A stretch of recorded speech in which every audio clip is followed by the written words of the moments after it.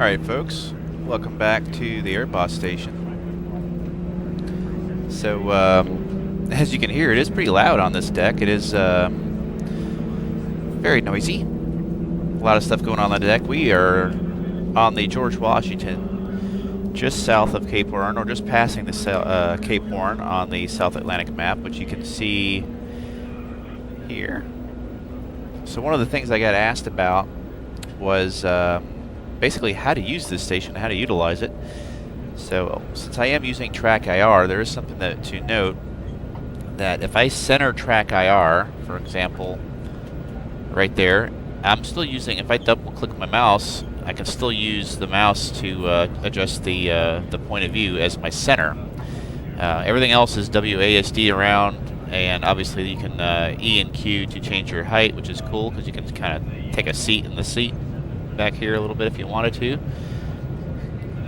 But to interact with all these screens, which is really, this is the cool part about this, is if you double click your middle mouse button and right click on it, it will bring you to that screen. So you can still click and drag, kind of like you do on the F10 map. It's not as interactable as the F10 map, which I hope that kind of comes because some of these names get really cluttered. But you can at least zoom out, change the point of view, and see where things are. So the two aircraft that we just launched, those are our E2 and our recovery tanker. You can see them heading out ahead of us here. They're going to go on their circuit and do their thing. And if I double-click that mouse button again, the right mouse button, it will put me back in that view. And center button, double-click on the middle mouse button. Depending on how your bindings are, this may be effective. So you can, on all of these screens, adjust the brightness. Come on, where's my cursor? Oh, let me get back out a little bit here. Come on, there you are.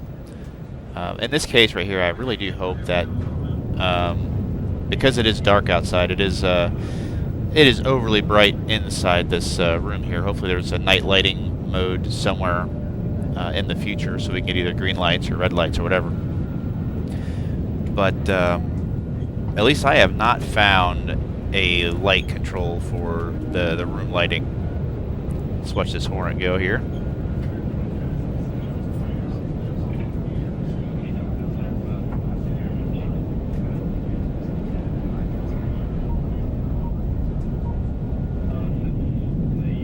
There's our Hornet. They are off. Alright.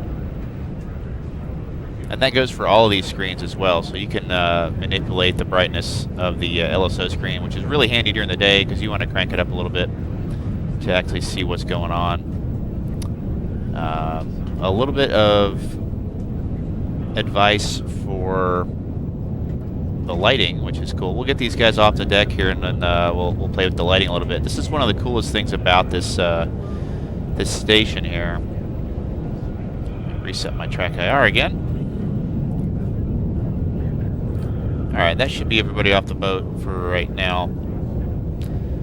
So what's really cool about this station, especially for the nighttime ops, is you can go ahead and really be annoying to your friends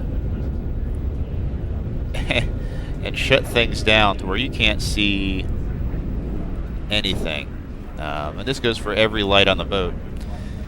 One light that does come into play here, I'm going to go ahead and turn these back on since it is night ops here. Landing lights you can turn on, off. You can see that on the runway there. Is the, let me go to the outside view so you can see what I'm talking about here. If you, oh, is it not going to let me do it? No. Because I got track IR on, I can't go to the external view, which no big deal. But as you know, for flying night ops with the carrier, the light on the back of the boat kind of is a lineup light. So this below deck lights will light up the back end of the boat really bright, and you really can't see that.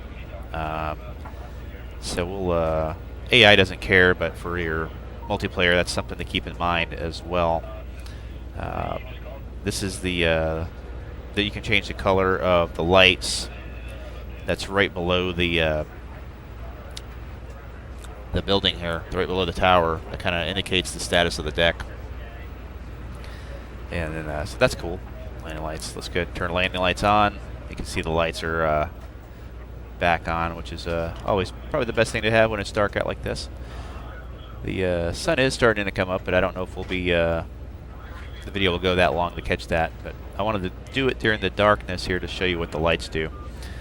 But one of the things that everybody's been asking about was like, how do you drive the thing? Well, the cool thing about this is there's several of these locations throughout the deck here that you can change what you're doing, basically, or not what you're doing, but you can change this information depending on where you're looking in the boat. Like if you're launching aircraft, you're going to be looking at the front of the boat, and so that's going to be important. So right now I have 0 wind across the deck indicated on this top indicator here. Currently doing 19 knots on the boat, which is, and then this lower dial here is actually the wind coming across the deck is at 33 knots. This is positive. So if we were going to go hit full reverse, this would go into the negative. But I'm going to go ahead and turn the boat so you can see what this dial does. This is where it's going to be really fun to mess with for multiplayer, because if you know, everybody knows that the boats typically just kind of have to go where they go, and mission editor has to do that. Well, now if you're a dedicated, virtual Navy squadron, you can have somebody doing this stuff here and actually move the boat, turn off the lights, help guide you in, and also position the boat depending on the situation, which is really cool. So basically, once you interact with the screen here, oops, let me back it out a little bit so you can actually see both of them. With the cursor on, this is if you don't use the middle mouse button, it is Alt C, and that will change it to mouse view versus interact mode. So let's just say, let me make sure 329 is our ship current course. So I'm going to go ahead and drag this over to 290 and hit order. And because of the horizon being dark outside, you really can't see that, but you can see the clouds over there moving, and the boat is moving. Hopefully nobody's on final. So now you see how the wind is coming over the deck at 5 knots crosswind from the left.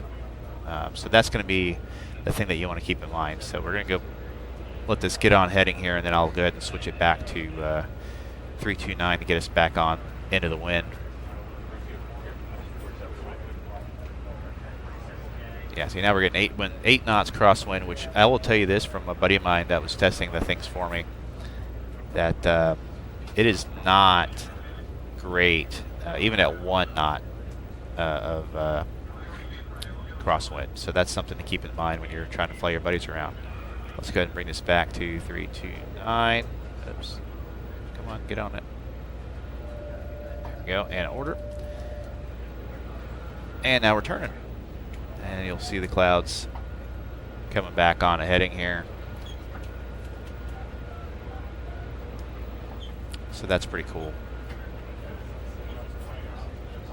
Okay, go ahead and get out of the mouse view here.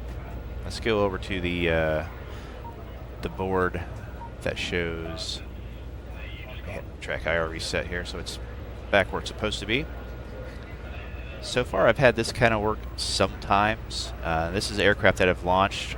They'll show up on here. They do show up on this map when they're in the pattern. You can't really zoom in or out on that, which is unfortunate, but you can change the brightness on this as well. So this is something to keep in mind. Multiplayer, this does seem to work for your buddies. That'll actually show up on there, which is pretty darn cool, I'll admit. As for, oops, get track IR back here. Get this, let's go ahead and get seated back on the seat here. Oops. Come on.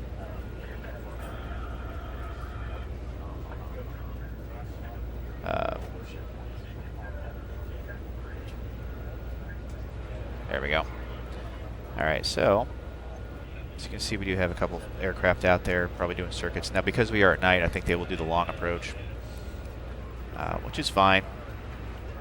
Obviously, with multiplayer, it's user discretion if you want to do short approach with night.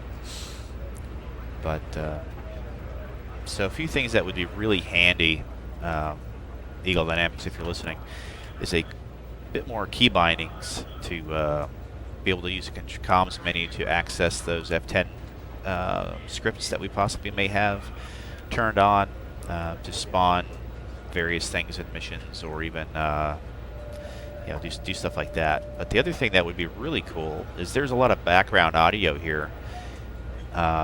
If an aircraft uses the AI interface to contact the ship, you would think this would be the place you would hear it. It would be nice to be able to hear that, hey, there's an inbound call, and actually if you're sitting in the station, you hear the inbound call, you hear your controller give that information, and boom, you have all that information. You know who to look for on your scope to tell you, who's coming in, which would be really cool. The other thing that would be really handy is a quick button binocular, which obviously is used because we got binoculars sitting right there. Otherwise, we are kind of stuck using the the control backslash and star keys to kind of use as a binocular view. There's our other support ship out there in the distance. I don't see any of our aircraft at the moment. So a quick button there for either binoculars or allow us to bind the zoom axis that we do in other aircraft too, like a thumb wheel or something. That would be really handy.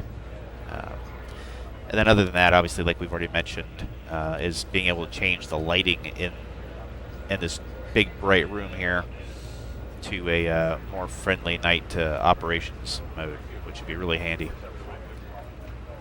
But hopefully this will show a thing or two about how to use this. I think a lot of the dedicated Navy squadron guys are really going to have a lot of fun with this, being able to put some really cool missions together with having somebody in this position. And another thing of note that I was made aware of this morning, if you are having issues with getting into this slot and it looking like you see it here, untextured, things like that, that is because you're not using the multi-threaded version of DCS. This seems to be only working on the multi-threading, so keep that in mind if you're having issues with being able to see this correctly. It is something that you want to be able to switch over to multi-threading for that. I think we have some aircraft coming in here. Looks like they are. They're a little ways out yet. Yeah, they're all staging down south of us here, just out the backside. Looks like they're going to be in the staging position for the Case 2. So we won't stick around for the recovery phase of this, but yeah, hope everybody's enjoying this really cool new feature with DCS, and it is having a good time with it. It has a lot of potential, and a lot of potential to become a usable station for folks that maybe don't have a HOTAS or don't want to or don't have time to be able to fly, per se, as some folks don't have the opportunity to do a full dedicated session. You can jump in here for a little bit and help get your team on and off the boat, which is really cool. Thanks for watching, guys, and we'll see you on the next one. Hope you're enjoying it.